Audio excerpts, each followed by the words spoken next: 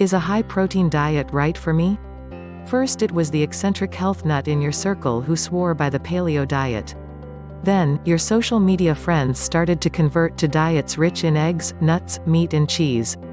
Suddenly, news headlines declared bacon and burgers were way healthier than pizza and pasta, and even your dad began the Dukan plan, a diet that wraps burrito fillings in lettuce tortillas.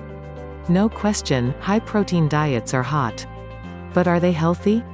That depends.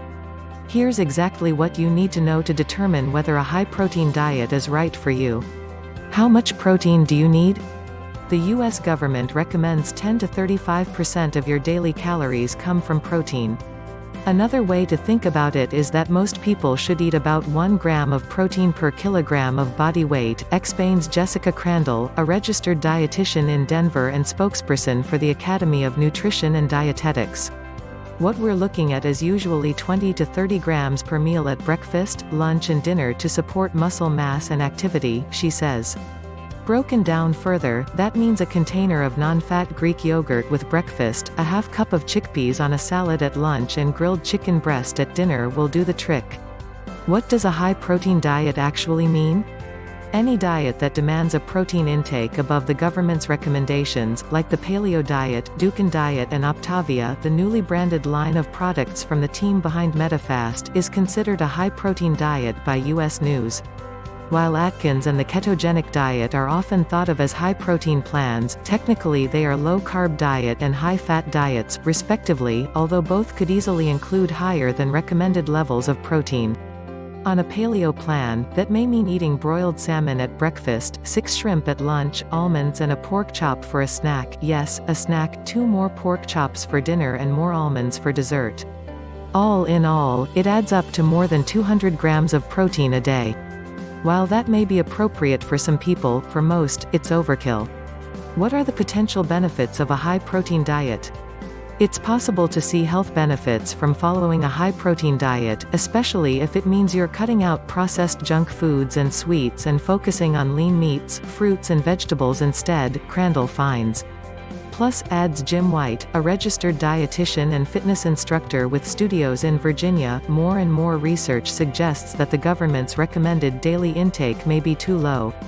Increased intake in conjunction with exercise can boost metabolic rate as well as feelings of satiety, thus aiding in weight loss, he says.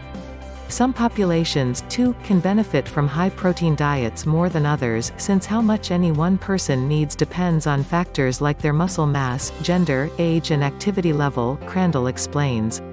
Here are some of the people who may benefit from consuming more protein than the recommended allowance.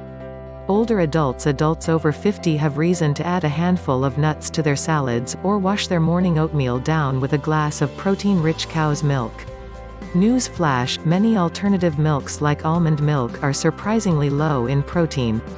One study of 50 to 75-year-old adults found that those who ate double what federal guidelines recommend for daily protein intake helped protect against the muscle loss, and accompanying health problems like falls and fractures, that often comes with age.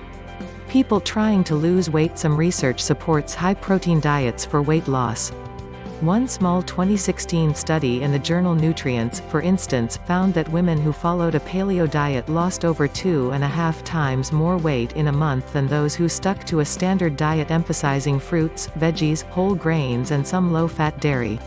In many cases, though, the weight loss associated with a high-protein diet may result from a calorie deficit, not the protein. Optavia, which U.S. News experts rank No. 2 for fast weight loss, for example, typically doesn't provide more than 1,000 calories a day, so followers are bound to lose weight, at least temporarily. Still, no matter how you do it, weight loss in itself can improve some health markers. People can have metabolic improvements in cholesterol and blood sugars on high-protein diets, Crandall says. The reason for that is that they're losing weight. People trying to gain muscle. A 2018 study in the Journal of the International Society of Sports Nutrition, for instance, concluded that people need double the recommended daily allowance of protein in order to best build muscle. To get really specific, it found they should eat between 0.4 and 0.55 grams of protein per kilogram of body mass at least 4 times per day. Muscle is made of protein, which is made of amino acids, White says. Adequate amounts of amino acids must be available in the diet to build more muscle. What are the potential risks of a high-protein diet? Any diet that emphasizes one macronutrient at the expense of others can mean missing out on important nutrients. Whenever you're restricting, you have to think about the consequences, Crandall says. With high-protein diets in particular, you can easily become deficient in calcium, vitamin D and fiber, the latter of which is critical for good cholesterol, strong digestive health and even to ward off colon cancer, Crandall says. At the same time, an increase in unhealthy types of protein won't serve you long-term. People are justifying really high-fat proteins, things like bacon and sausage, and that's not healthy, and we know that, Crandall says. Indeed, a 2015 report from the World Health Organization found processed meats cause colorectal cancer and red meat probably causes cancer. Pursued the wrong way, a high-protein diet can also cause followers to gain weight, White says. Excess protein is excess calories, he says. If protein intake is increased without increased resistance training, it serves to provide excess calories, thus potential for unwanted weight gain. The one area healthy high-protein dieters don't have much to worry about is in kidney function, which is often cited as being at risk when protein consumption is high. In reality, researchers have debunked that rumor among people who have normal kidney function. Folks who already have kidney disease, however, should steer clear, White says. Perhaps the biggest downside of popular high-protein diets is that they're too restrictive to be sustainable. While most people lose significant weight, often, of mostly water, on some high-protein diets, they typically gain that back and then some in the long term, Crandall says.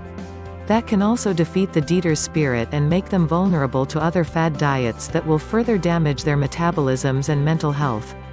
As Crandall puts it, you have to think about a dietary approach that's going to serve you for life.